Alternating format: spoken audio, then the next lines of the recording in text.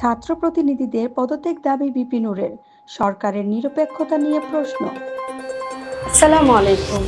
Bengal TV news room থেকে আপনাদের সাথে সংযুক্ত হয়েছি আমি মৌসুমী আক্তার সুমি। এতক্ষণ শুনছিলেন সংবাদ শিরোনাম, এখন বিস্তারিত। সরকারের নিরপেক্ষতা নিশ্চিত করতে ছাত্র প্রতিনিধিদের পদত্যাগ করা উচিত বলে মন্তব্য করেছে গণ অধিকার পরিষদের সভাপতি ও সাবেক ডাকসুর বিপিনুরুল হক নূর। সোমবার 7 এপ্রিল রাতে নরসিংদী ক্লাব মিলনায়তনে দলের নেতাকর্মীদের সঙ্গে মত বিনিময়ে তিনি বলেন, সরকার থেকে ছাত্র প্রতিনিধিরা রাজনৈতিক দল গঠন ও সুবিধা ভোগ করছে, এটা সাধারণ মানুষ মেনে নিচ্ছে না। তিনি আরও বলেন, আস্থার সংকট তৈরি হলে সরকার টিকে থাকতে পারবে না। ফ্যাসিবাদে পতনের মাধ্যমে দেশের নতুন রাজনৈতিক সম্ভাবনা সৃষ্টি হয়েছে, যেখানে তরুণদের ভূমিকা গুরুত্বপূর্ণ। ভবিষ্যতে 300 আসন প্রার্থী দেওয়ার পরিকল্পনার কথাও জানান তিনি।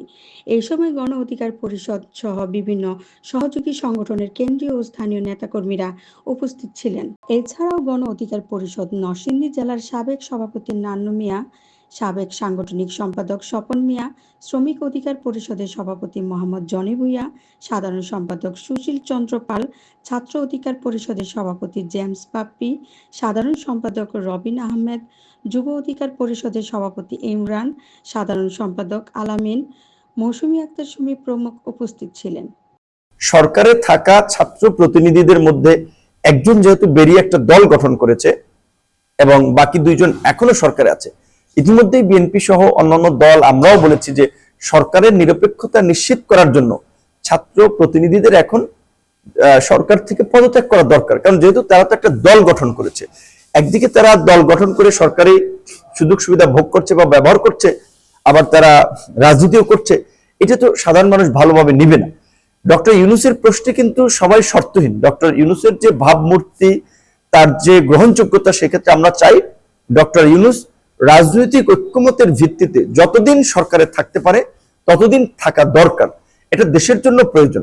এবং আগামী নির্বাচনও আবার আপনার সকলের একটা প্রত্যাশা, দীর্ঘ 16 বছর যেহেতু তারা ভোট দিতে পারে নাই, নির্বাচন হয় নাই সুষ্ঠুভাবে, সেক্ষেত্রে যত দ্রুত তারা একটা ভোটের পরিবেশ পায়, একটা উৎসবমুখর পরিবেশের মধ্যে দিয়ে একটা সুষ্ঠু নিরপেক্ষ নির্বাচন হবে, সেক্ষেত্রে নির্বাচনটাও জরুরি। এবং মানুষের যে দীর্ঘদিন ধরে একটা বিকল্প রাজনীতির প্রতি আকর্ষণ বা আগ্রহ, সেই জায়গাটা গণ অধিকার পরিষদ ধরতে চায়, সেই আকাঙ্ক্ষাটা পূরণ করতে চায়। সে কারণে আমরা সিদ্ধান্ত নিয়েছি যে আগামী নির্বাচনে গণ অধিকার পরিষদের পক্ষ থেকে আমরা 300 আসনেই প্রার্থী দেব এবং খুব শীঘ্রই গণ অধিকার পরিষদের পক্ষ থেকে 100 আসনে প্রার্থী ঘোষণা করা হবে। সেখানে নরসিংদীরও 5টা আসনের প্রার্থী না থাকলে অন্তত 2-1টা আসনের প্রার্থী আছে, বাকিগুলো পর্যায়ক্রমে ঘোষণা করা হবে। এতক্ষণ আমাদের সাথে থাকার জন্য আপনাদের ধন্যবাদ। এরকম নতুন নতুন খবর পেতে আমাদের বেঙ্গল টিভির ইউটিউব চ্যানেলটি সাবস্ক্রাইব করুন ও ফেসবুক পেজটি ফলো দিন।